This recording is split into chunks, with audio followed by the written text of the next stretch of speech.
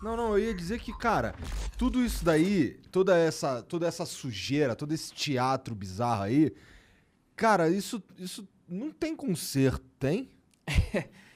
Então, a gente trabalha, zela para que tenha, né? Mesmo os autores que eu estava citando, porque outro dia eu citei duas crônicas do Lima Barreto, ele tem outras que são mais famosas, mas eu peguei umas do baú.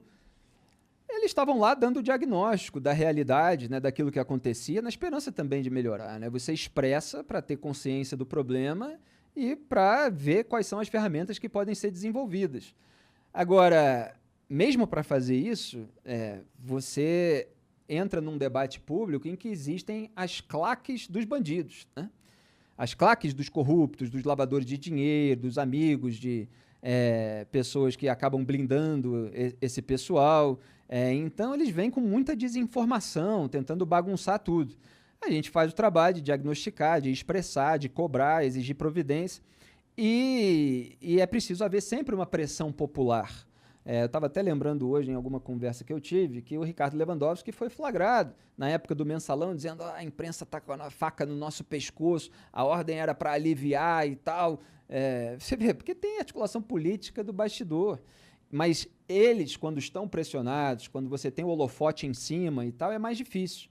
Aí eles tentam adiar, deixar para um momento em que as pessoas estão preocupadas com outra coisa, e aí eles vão passando a boiada deles. E o que aconteceu é que, como o Bolsonaro ele sequestrou um pouco dessa bandeira anticorrupção durante a corrida eleitoral, e boa parte ali do eleitorado que votou nele acabou cultuando demais a personalidade dele e não quis aceitar que ele estava sabotando esse combate à corrupção. Então, o apelo popular, a pressão popular, para que essa sabotagem não tivesse sucesso, ela diminuiu, né? Porque uma turma na esquerda que passa pano para os casos envolvendo Lula, para os casos envolvendo José Dirceu, toda essa turma, ela já não era muito mobilizada. Só que você tinha, em 2018, uma força contrária, antenada, uma comoção nacional em torno do assunto. Aí começa a todo mundo querer esvaziar, demonizar aqueles que investigaram, etc., e isso vai se deteriorando, minguando, né, sumindo. Agora você tem a possibilidade de uma terceira via recuperar na arena política aquilo que a gente está falando há muito tempo no debate público, que é a mesma coisa, no fundo, do que o Jair Bolsonaro fez em 2018. Ele pegou aquilo que nós estávamos falando sobre determinadas questões.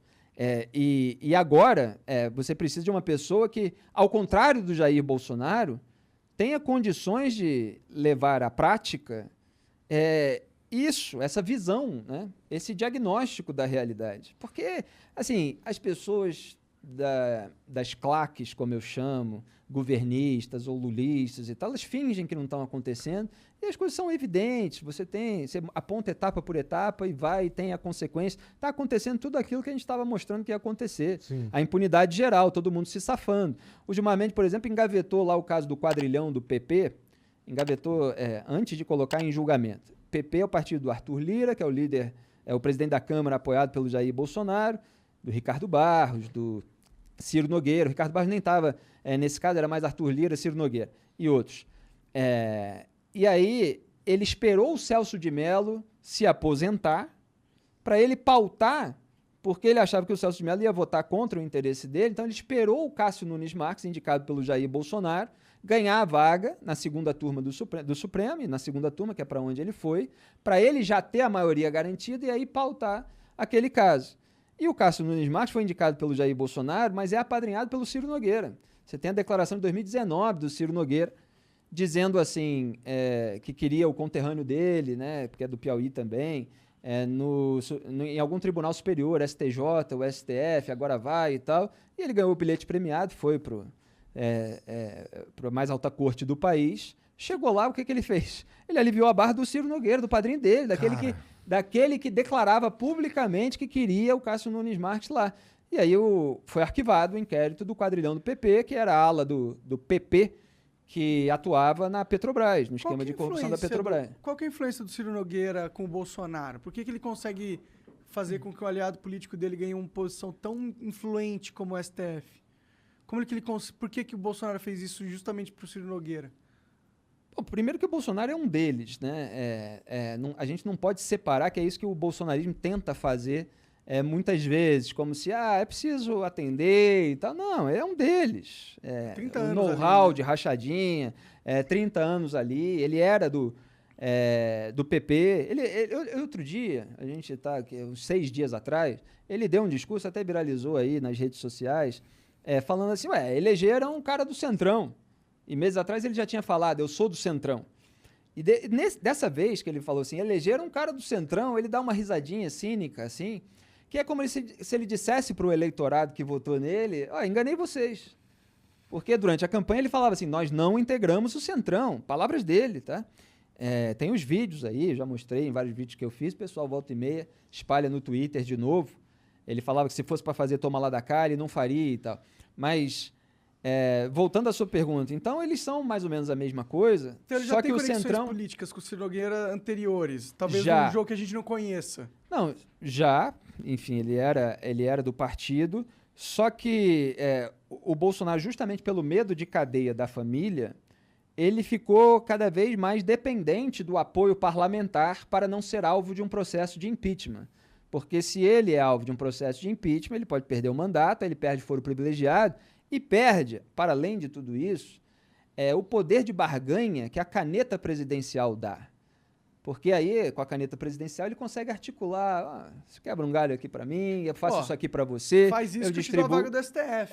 Alguma coisa o Ciro Nogueira fez, porque o presidente não dá uma vaga do Pois STF de então graça, você tem assim. todo esse tipo de escambo, né, que é a tradição nacional e que perverte todas as nossas relações as relações nos negócios públicos, né?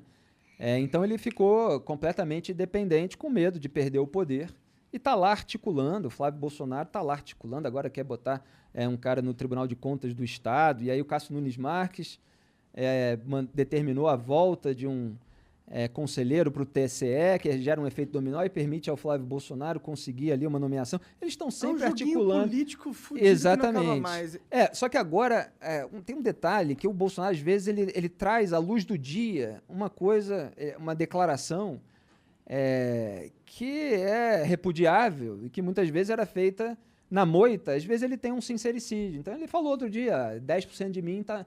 Eu tenho 10% de mim no Supremo Tribunal Federal, que é o Cássio Nunes Marques. Tipo, ele tá lá mesmo para me atender, entendeu? Isso aí depois ele fala isso, ele percebe que falou, ele fala, não é que eu mande no voto dele, mas é que ele tá lá, a gente precisa... mas não são 10%. Ele tem o Gilmar também disposto a ceder aqui para ganhar ali e tal. Só que o Gilmar tá meio que Toffoli... usando ele. Mas o Cássio Sim, Nunes deve claro. tá usando também, pra Claro, ser sincero. todos estão ali com os seus interesses, mas eles têm muitos pontos em comum, né? Sim, sim. No mundo E esse ideal, é o o- STF não teria interesse pessoal, né? No mundo ideal. No mundo ideal, tudo seria julgado conforme as provas, né? Não por qualquer tipo de interesse político. Os próprios presidentes escolheriam ministros do Supremo pela sua qualidade, não pela sua fidelidade a eles próprios e aos seus próprios grupos políticos, mas no Brasil, lamentavelmente, há uma outra exceção, assim, um pouquinho, alguém que desvirtua e tal, porque nem sempre você tem aquela figura perfeita, com as características e completamente fiel e tal. Mas, em geral, é isso que eles buscam. E como a sujeira na política adquiriu uma magnitude imensa, as pessoas que têm poder, elas estão querendo quem as blinde, né? E é isso que elas fazem, e se o Bolsonaro ficar aí, ele vai colocar mais ministro para blindá-lo. E tu acha que Assim ele como o Lula fez, né? É. E tu acha que ele é hábil nesse tipo de De esquema. esquema? Ele tá conseguindo colocar muita gente no governo, na máquina pública que é leal a ele? Ele está conseguindo, nisso ele tem uma competência em termos de avançar em impunidade, mas é uma competência que é compartilhada com todos os demais atores, né? Então, assim, também não como ele é genial no mau sentido, né? No sentido perverso, porque os demais atores têm interesse. Então Ele você tá num tem... ambiente propício, né? Você tem a turma que quer blindar os velhos tucanos, porque eles foram atingidos, a turma que quer blindar os lulistas, a turma que quer blindar o centrão e tal. Ele se juntou. O trabalho mais difícil é justamente você combater isso.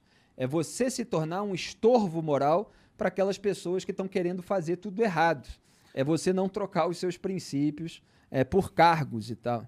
E muitas vezes até no mercado da comunicação a gente precisa ter essa firmeza, porque lamentavelmente no mercado da comunicação também existe uma relação de escambo com o poder, com governos, etc., por meio de verbas de publicidade, concessão, que às vezes depende de governo, e pedidos de cabeça por tudo quanto é parte, entende? Então, eu e várias outras pessoas atuamos justamente no ponto sensível, né, que é o jornalismo político. Na Band News da FM eu tenho um leque mais amplo, que eu faço jornal local, que envolve outros assuntos e tal, mas não deixo de atuar nesse ponto sensível. E faço isso há muito tempo, em todas as emissoras, todos os veículos pelos quais eu passei, e vários outros jornalistas atuam também. E é uma atuação difícil, né? Porque você tem no mercado da comunicação interesse dos donos, dos empresários, etc. E o governo, em todas as esferas, né? A depender do negócio que o veículo tenha, seja governo estadual, seja federal, eventualmente municipal e tal, ali que fica insatisfeito se você começa a trazer notícias que são incômodas a ele, mesmo que seja verdadeiro, principalmente quando são verdadeiros. Sim. E ainda se você faz uma crítica em cima, expondo a imoralidade na qual ele incorreu, aí começa a tocar o telefone, né? Isso era feito de uma maneira muito mais dissimulada, né? Agora eu estou vendo que o presidente já, até ao vivo, assim, ele fala, se aparecer de novo na tela, eu vou embora, né? Então, assim... Que é o caso do Marinho, isso né? Pois é, isso é algo que acontecia, a gente tem um jargão no mercado, né, que o telefone tocou. E a gente sabe muito bem, quando o telefone toca, vai vir aí um ano eleitoral e é preciso estar atento aí a todas essas articulações, porque quando a sujeira é muito grande, quando o telhado de vidro dos grupos políticos que estão no poder ou disputando o poder é muito grande, o que eles querem é calar quem mostra para o povo brasileiro aquilo que eles fazem e aquilo que eles são.